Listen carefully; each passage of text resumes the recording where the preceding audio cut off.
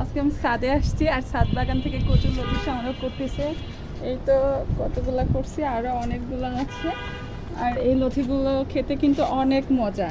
বাজার থেকে কিনে আনা লতির থেকেও কিন্তু লাগানো লতিগুলো খেতে আরও বেশি মজা হয়। এগুলো ছোট টবেও কিন্তু অনেক হয়েছে। আর দেখেন কত বড় বড় চিকন, তবে অনেক লম্বা হয়েছে, দেখা যায়। এই তো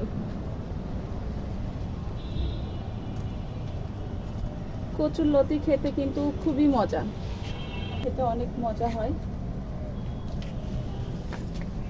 এগুলো ছোট টব, সেই জন্য হচ্ছে বড় হয়েছে, বাট হচ্ছে চিকন হয়েছে। এই তো দেখেন লতিগুলো কত বড় হয়েছে, কিন্তু অনেক চিকন।